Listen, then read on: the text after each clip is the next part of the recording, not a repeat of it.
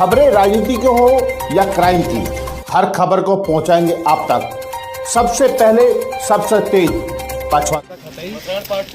नमस्कार दोस्तों, आज हमारे बीच जुबिन नौटियाल जो सिंगर हैं और जिन्होंने अपने देश में नहीं बल्कि विदेश में भी नाम रोशन किया है।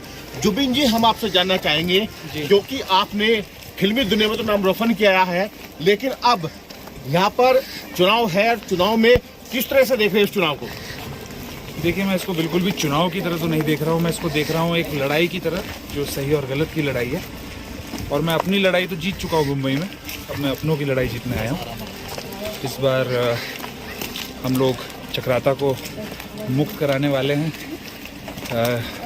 एक शासन से जिसने चक्राता में आज तक कभी विकास ही नहीं होने दिया।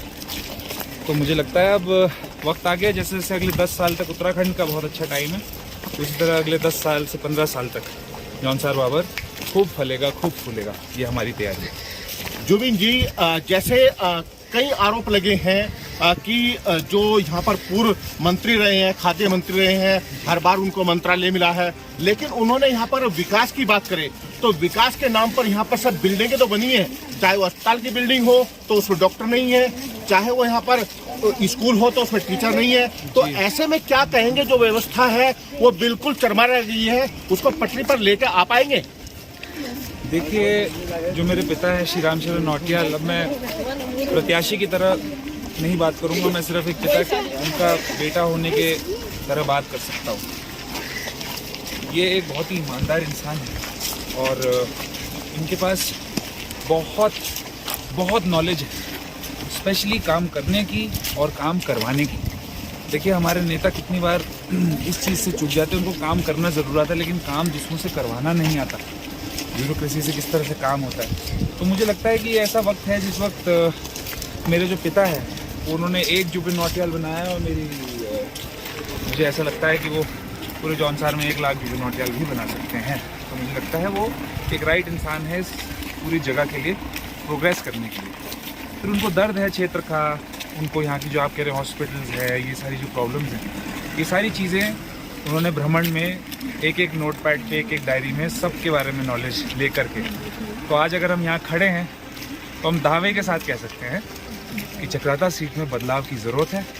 और मेरी अपील पूरे यूथ को है कि अगर इस बार नहीं तो फिर कभी नहीं। जुबिन जी, सबसे बड़ा सवाल, जिस क्षेत्र में हम चल रहे हैं इस समय, इस क्षेत्र में आज पलायन रुकने का नाम नहीं ले रहा है, क्योंकि जैसे आपके जो फादर हैं उन्होंने कहा है कि इस क्षेत्र में कोई एक माचिस की फैक्ट्री तक आज तक नहीं आई है कोई, जबकि यह पर्यटन क्षेत्र है, लेकिन पर्यटन क्षेत्र को भी एक दुर्गम क्षेत्र बनाकर रख दिया गया है।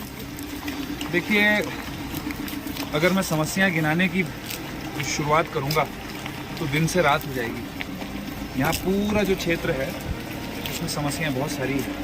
एक जो चीज़ मैंने देखी है पिछले 5-7 सालों में वो ये है कि केंद्रीय योजना के हिसाब से यहाँ पे सड़कें पहुँच गई हैं, जो बहुत अच्छी बात है। एटलीस्ट हम आज गांव-गांव जा पा रहे हैं, लोगों को सच्ची सूरत दिखा पा रहे हैं, लोगों को हम लोग की असलियत बता पा रहे हैं और क्या क्या ज़रूरत है जौनसार बाबर की वो बता पा रहे हैं। तो मुझे लगता है कि इस बार जो सड़कों का काम करा है PMGSY ने सेंटर में, वो जौनसार में बहुत अच्छा काम हुआ है।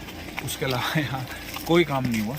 हाँ, अगर बात करें कि किस तरह से इसको सही करेंगे तो उसका एक ही जवाब है, वो है नवीन चक्राता टाउनशिप। जब भी एक 30 किलोमीटर लंबी टाउनशिप कहीं पर भी रिकग्नाइज होगी, एक हिल स्टेशन के रूप में विकसित करी जाएगी, तो आप समझ लीजिए कि विकास वहाँ का होना बहुत ज़रूरी है। 10 से 15 हज़ार हमारा युवा जो है बेरोज़गारी से तंग है, और बेरोज़गारी होगी, मेडिकल फैसिलिटीज़ होगी, एजुकेशन फैसिलिटीज़ होगी, या फिर माइग्रेशन प्रॉब्लम्स होगी। ये सारी प्रॉब्लम्स का एक ही सवाल है और एक ही जवाब है, वो है नवीन चक्राता टाउनशिप। जी, ये थे हमारे भी जुबिन नौटियाल जी, जिन्होंने बताया कि हम यहाँ पर अगर जीतते हैं तो बहुत कुछ विकास कार्य होंगे और विकास कार्य होने भी चाहिए, क्योंकि जो पिछले